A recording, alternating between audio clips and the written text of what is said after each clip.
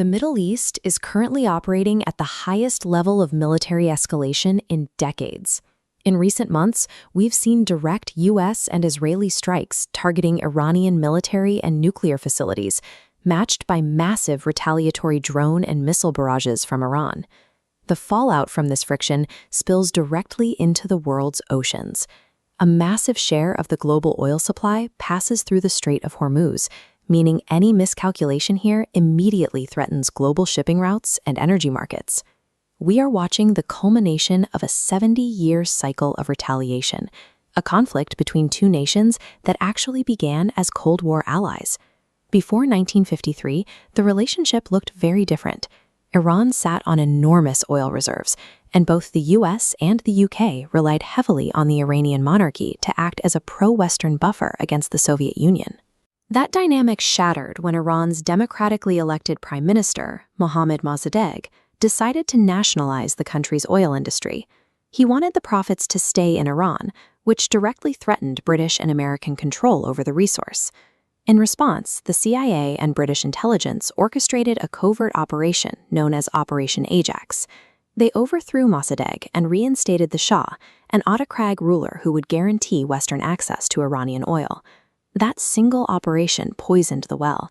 For the Iranian public, it planted a generational belief that the United States actively overthrows foreign sovereignty to serve its own interests, setting the stage for a massive blowback. For decades, the U.S. poured weapons, intelligence, and economic aid into the Shah's regime. He modernized the country rapidly, but he also ruled through extreme political repression. His secret police force, the Savak, crushed opposition and fueled intense public fury. That anger finally boiled over during the 1979 Islamic Revolution.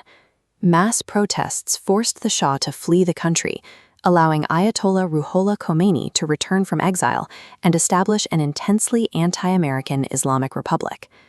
Terrified that the CIA was about to stage another coup to save the Shah, Iranian students stormed the U.S. Embassy in Tehran. They held 52 Americans hostage for 444 days.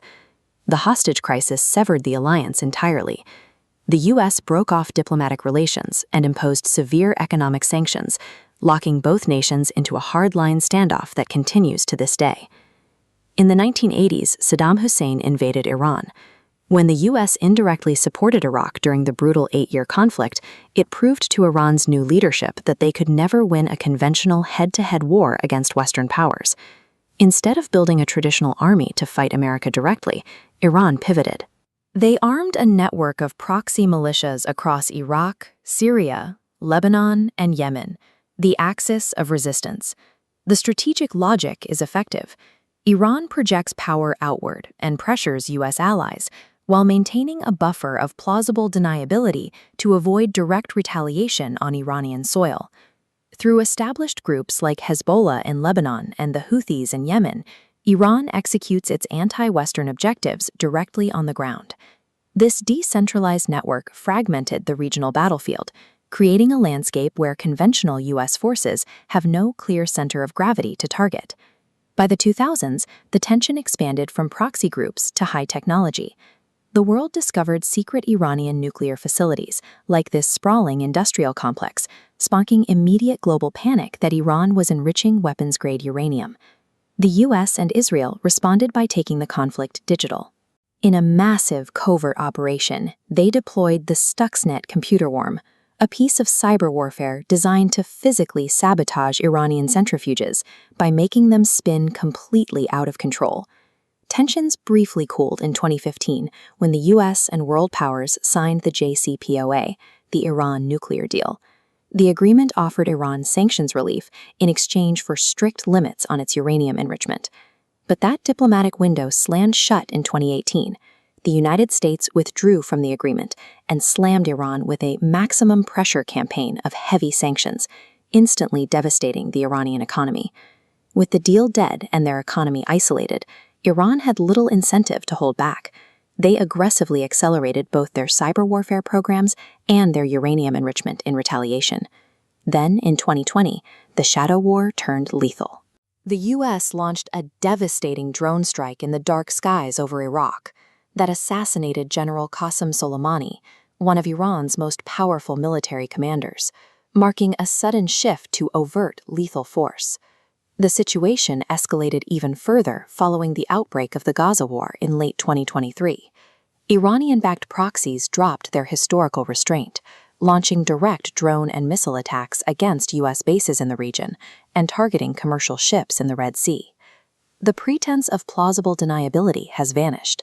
Decades of shadow maneuvers have finally shifted into open, kinetic military strikes. Over 7 decades, we've watched this conflict climb the escalation ladder, moving step by step from a 1953 political coup all the way to today's multi-front ballistic and nuclear standoff. This graphic illustrates the core, irreconcilable paranoias driving both sides. On the left, the United States operates under the existential fear that a nuclear-armed Iran will choke off global energy routes and threaten the survival of regional allies like Israel. On the right, Iran operates from a historically justified dread of Western encirclement. Surrounded by U.S. military installations, they view American presence as a constant, looming threat of a CIA-engineered regime change, and the rest of the world is caught in the middle. Containing this tension requires massive naval task forces to police the region, and a single miscalculation risks spiking global inflation, cutting off oil supplies, and freezing international shipping. Until both nations can directly address those foundational security fears, the U.S.-Iran rivalry will continue to operate as the most dangerous engine driving global